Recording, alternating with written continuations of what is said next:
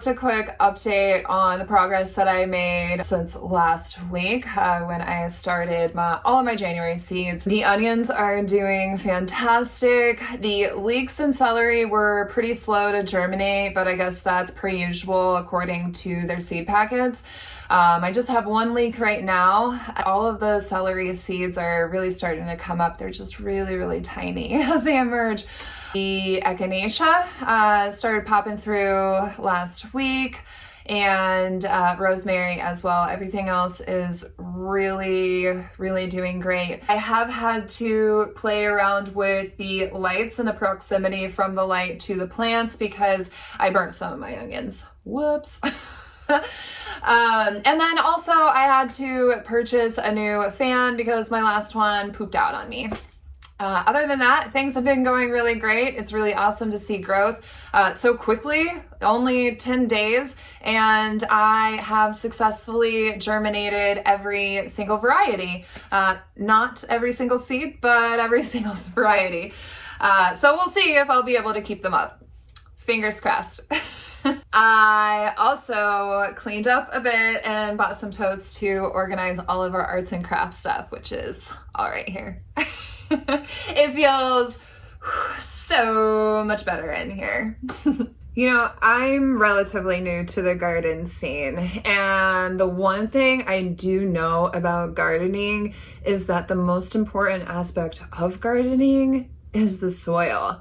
Now, I've done a ton of research, and one of the reasons why I am so interested in gardening is to do my own research and have a better understanding of the connection with the earth, because from what I understand, with my very limited knowledge, is that soil preservation is so essentially crucial for the sustainability of our future, most importantly, for our kiddos' future. And soil fascinates me immensely.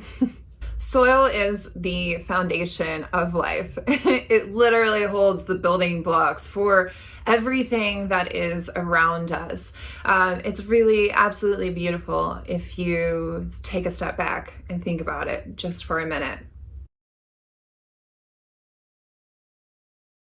So in this episode, I decided that I wanted to take this a bit deeper than just my regular cadence of following along on the garden journey, because really what started this journey was my exploration with creativity. And creativity and gardening are essentially one and the same. So a few months back, when I was knee deep in my fall garden space, the first fall garden that I've ever grown, I was presented with the opportunity to join a book club for the Artist Way.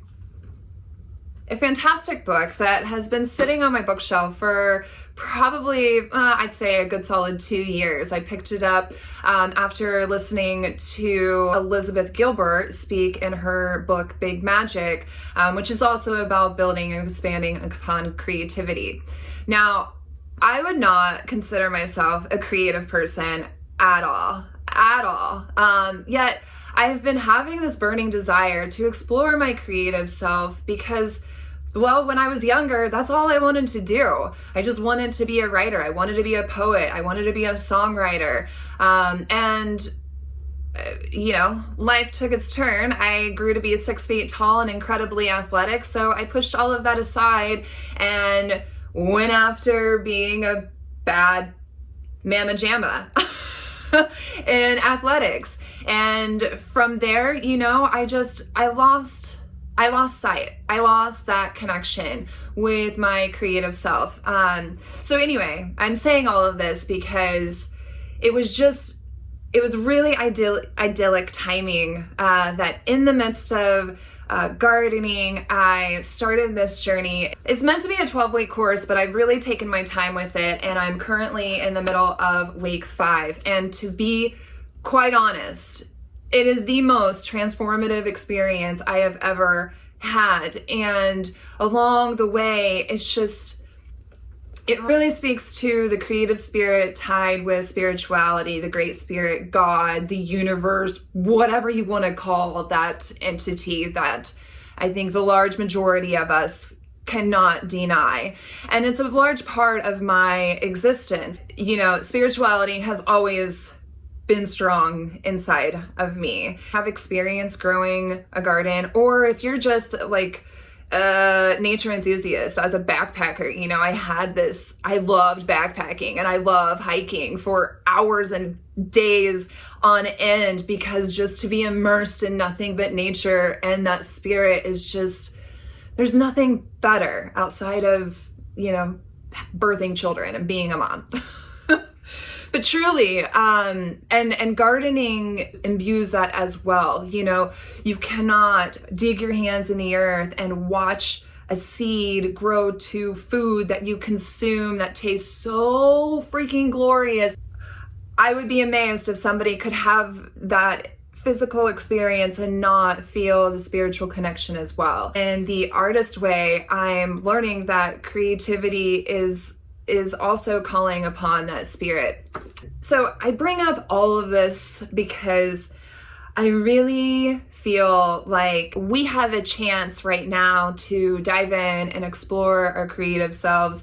And, you know, spirit is now calling on us to kind of look at different viewpoints and aspects and challenge ourselves to do something creative, you know, to spark that spirit, because I think the one thing that this world needs is more spirit. Call upon that spirit. I just wanted to introduce that because this whole YouTube journey, it's just an exercise. It's just me trying to explore my own creative self while, you know, documenting the process so that I have something to come back to, while hopefully inspiring somebody else out there to dive in and explore their own creative journey and break that shell open. Because to be quite honest, I have never felt better. I've never felt better. It's glorious. Anyway, my thought process in this YouTube series is to create these episodes, and the episodes will be focused around the growth of my garden and building it out. As I've already started, I'm realizing it's not going to go the way that I expected. I truly think I have way too much on my plate, and I'm going to fail, and I'm going to fail really hard and in front of people because I have no idea what I'm doing here. Again, I keep saying that because I'm a little insecure about the fact that I'm putting this out here, and I feel very strongly about it. I feel like this is where I'm going. I know if I'm fortunate to continue this life journey, at the end of it, I am going to live on a homestead, and I am going to grow all of my food, and it's going to be beautiful. It's going to be amazing. And I'm only almost 35 years old, so I have a lot of time to get there. So all of this is just me getting there. And it feels really good to be connected on that journey. And yeah, I'm just gonna leave it there. This is me and just this is my borderline Aquarius, Pisces, coming to one in the new age of Aquarius on the full moon of Leo, recording my second YouTube video and sharing it with you all. I want to end this by sharing a bit of vulnerability and putting myself out there and sharing with you my artist prayer that I created, which was prompted by an exercise in chapter 4 of The Artist Way.